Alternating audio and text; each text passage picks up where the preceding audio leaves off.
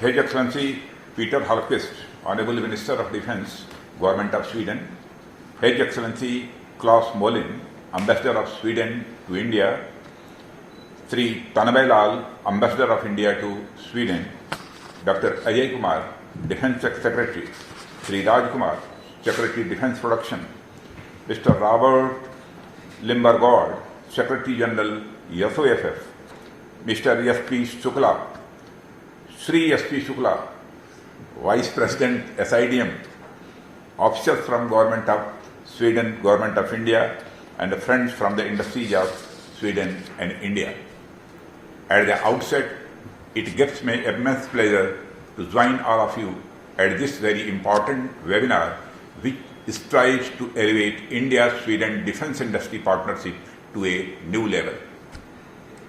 Our bilateral partnership has grown tremendously over the past few years, where we have converged on multiple subjects of strategic and mutual interest. I take this opportunity to also thank Mr. Hallqvist for supporting the webinar and addressing us all. His presence and commitment towards expanding our defence cooperation has been significant, and we intend to keep this momentum strong and continuing despite the prevailing challenges. Historically, our two countries have had a great relationship which reflects not only common values but also our commitment to global peace and security. Our strong bilateral relationship is also based on strong business and research and development linkages. Friends, going through the data in public domain, I could see that our bilateral trades and investment has increased tremendously in recent years, with trades increasing from $3 billion in 2016 to $4.6 billion in 2019. This growth is spectacular and can be attributed to increase in number of Swedish companies in India as well as Indian companies in Sweden. India is also third largest trading partner for Sweden in Asia. This shows our robust business ties. Friends, I am happy to note that the Swedish business presence in India is very old as well as diversified. The big names like Ericsson, Spotify, and the Truecaller in IT sector, Volvo, Scania in automobile sectors, ABB and SKF in electrical engineering and artificial intelligence sector, and AstraZeneca in pharmaceuticals, Saab in defense are testimony to the strong Swedish business presence in India. Friends, Saab has collaboration with several Indian companies including Tech Mahindra, HL, BEL at Hyderabad, Tata Advanced Materials, Mahindra Aerospace, HL and CIM Tools at Bangalore. Friends, similarly, the Indian business presence in Sweden has also been increasing rapidly. Some of the big names being Bharat Forge, Wipro, Cadillac Pharmaceuticals, Aditya Birla, HCL Technology, TCS, L&T and Tech Mahindra, etc. Friends, I am told that a strong institutional mechanism has been established to promote business linkages between the two countries. Our embassy in Sweden as well as Swedish embassy in India are both actively engaged in promoting these economic linkages through organization of events in host countries.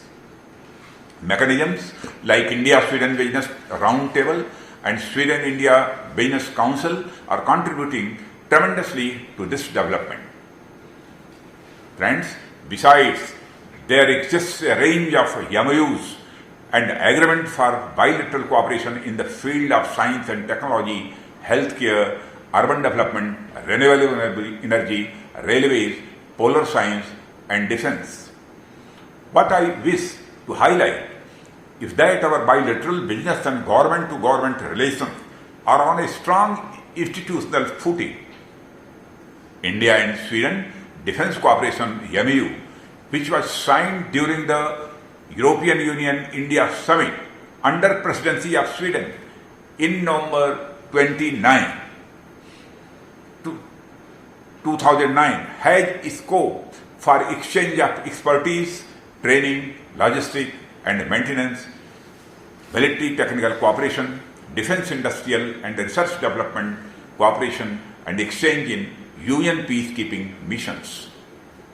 A joint working group on defense cooperation envisioned in the MOU has also met in Delhi in December 2018. India and Sweden has also signed General Security Agreement in 2019 on the exchange and mutual protection of classified information, enabling a comprehensive partnership in all defense sectors. It is also heartening that the two prime ministers have reiterated that innovation for a more sustainable future is at the heart of the India-Sweden partnership. Critical areas of cooperation here include renewable energy, health and life sciences, startups, manufacturing, smart cities, urban transportation and waste management, each of which is potentially transformational in expanding our ties. Friends, I am glad to mention that over the past few years, the Indian defense industry has been galvanized through progressive policy and procedural reforms which has catapulted the industry to serve not only Indian requirements but also meet global demand. In this direction, FDI, liberalization and improved ease of doing business has already attracted top defense companies of the world and have joint ventures in India. Further, Government of India has allowed foreign direct investment up to 74% through automatic route and up to 100% through government route wherever it is likely to result in access to modern technology. The technology-centric FDI policy will enable Indian industry to collaborate with the Swedish industries in the field of niche and proven military technologies. The Atmanirbhar Bharat campaign envisages the defense sector to play a major role in India's economic growth. Several policy initiatives have been taken by the government which aim to create a long-term momentum towards the growth of the Indian industry. Friends, the Defense Acquisition Procedure 2020 pushes forward for higher indigenous content and further encourages domestic manufacturing and has provided a strong foundation for India to emerge as a defense manufacturing hub. These initiatives pave way for more Swedish-Indian partnerships for Make in India and Make for the World under various categories of the Defense Acquisition Procedure 2020.